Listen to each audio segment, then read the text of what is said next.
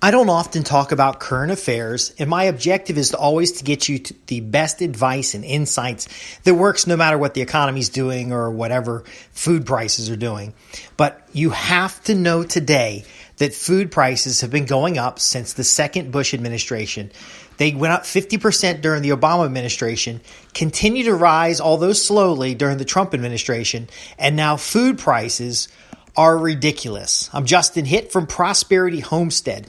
Now, I probably didn't need to tell you that food prices are crazy because you know going to the grocery store that the quality of food is down, the package size is down, yet the cost has increased. And I haven't said anything about it in most of the podcasts or even discussed it because the evergreen solution, the solution that works now as it did 50 years ago, as it did 100 years ago, is to have a homestead, small farm, or an estate. Have you ever been to the Biltmore Estate in Asheville, North Carolina? It's a big, giant, I don't know how many room mansion. It's got forest, it's got gardens. Why would someone who has everything build an oversized house surrounded by vineyards, gardens, ornamental and food gardens, greenhouses, trees? Well, because the real wealth that's available today and has always been available is the ability to put food on the table. So whether you have a small log cabin in the woods or you have a giant estate mansion, it doesn't matter your living situation if you don't have the food you need. So one of the things I did this evening, I was out working on the farm, and I basically found some perennial kale. And basically, when it gets to a certain height, it'll start branching off. Those branches can be cut off and propagated. So I was propagating probably 20 or 30 heads. Now it's January, and so I put out probably 20 or 30 of these little cuttings in the aquaculture system and the grow bed, and they will sprout in the greenhouse to be able to go out in the garden in a couple months. I slashed a couple wildflower beds to lay those down so that we can start getting those wildflowers started. You might be saying, well, you can't eat wildflowers. Well, echinacea and different wildflower, coneflower, are actually all medicinal herbs, and that's what we blend in with our wildflower mixes. We have a cover crop out on the beds right now. Now, I don't know if you've been watching the videos, but we've been showing you how to prepare the winter garden. And the secret is you prepare the winter garden in the fall, the spring garden in the winter, the summer garden in the spring. And you're slowly ahead of yourself when it comes to what you will eat next. So out in the field right now, there's daikon radishes. There's still greens out because it's been a warm winter. And we're getting the soil full of nutrients, full of woody material and organic material in that soil to turn that red Virginia clay into a hardy and prosperous soil bed. Now, you don't have to have a big garden. You can have a small garden.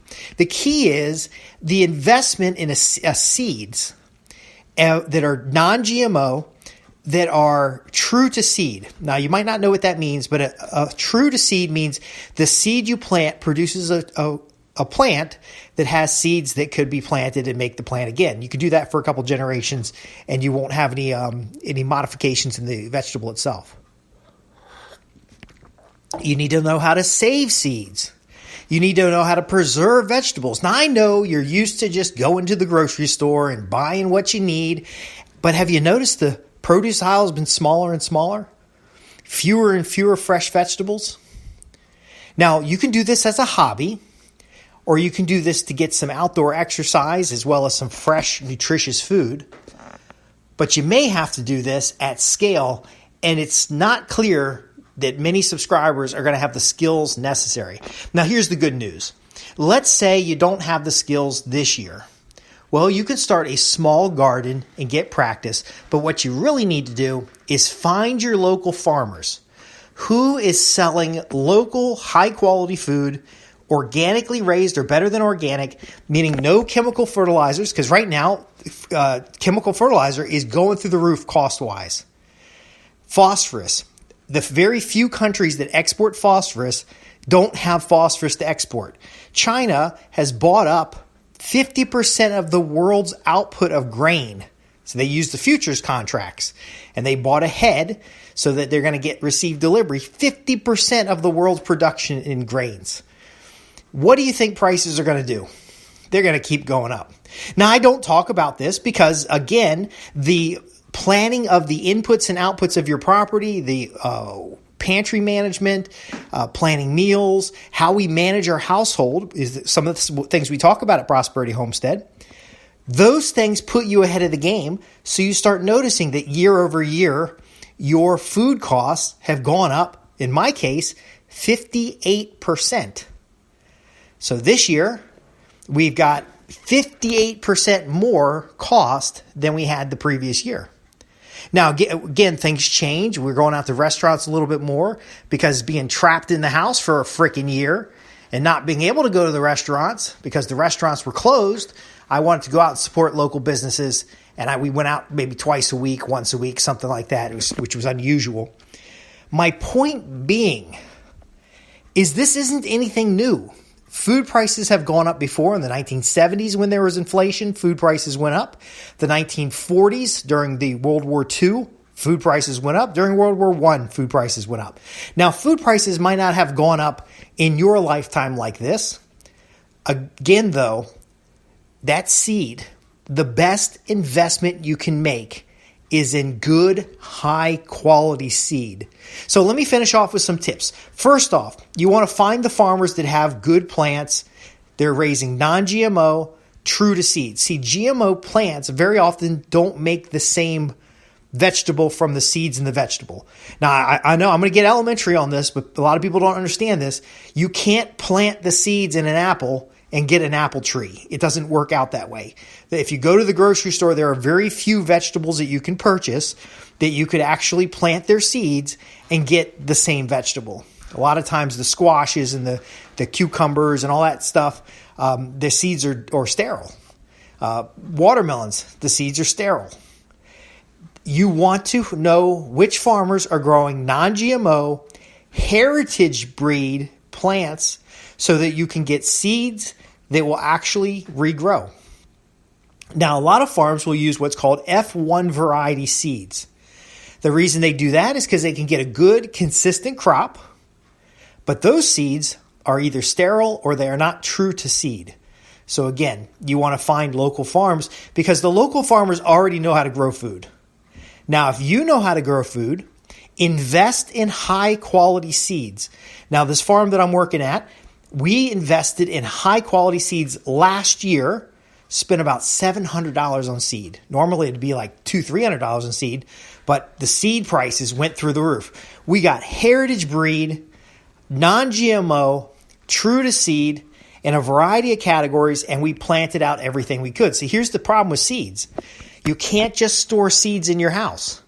Seeds need to be stored for a certain amount of time at a certain temperature and humidity, and seeds lose their viability over time. So the best thing to do is, again, get high-quality seed, plant it in the garden at the right time of the year, harvest the plants, select out the best plants for seed saving.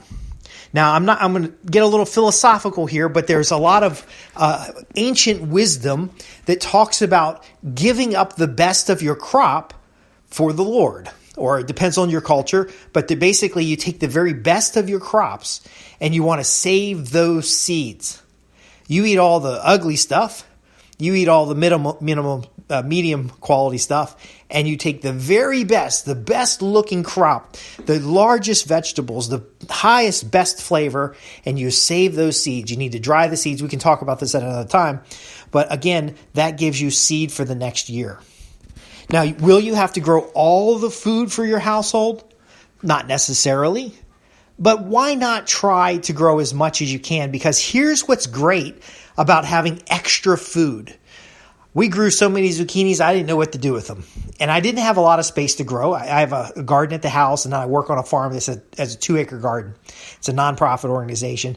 And most of that food we give away. Now, here's the thing. We had so much zucchini, so much squash that frankly got kind of tired of eating it. In fact, on my front porch, I've got squash that I'm saving for seed, probably 15 squash saving for seed out there. Basically, you're drying it out to save the seed. That's a good thing because that builds community. Can you see where we're going here? You find the local farms, you find good neighbors, and then you share the work. You know, my neighbor grows some great tomatoes. My tomatoes aren't so good, but my broccoli and my cabbages, all my brassicas, my squash, my zucchinis, they're just through the roof. And I also like to grow a lot of onions, and the neighbor likes that, but he grows some wonderful tomatoes. We can make a fair trade. Now, barter does cost something because you put in the effort to grow the garden, but it builds up value in your local community. So do you see what we've shared with you here today? This is critical, important stuff. I don't usually talk about current news or politics or anything like that because that is actually neutral. The world around you, the problems that we're facing, the challenges that you see, the whole COVID issue, the whole illness, it's all neutral. What matters is your response. If you want a prosperous homestead, you have to manage a prosperous homestead. If you've got a small farm and you want a production, you've got to plant the seed.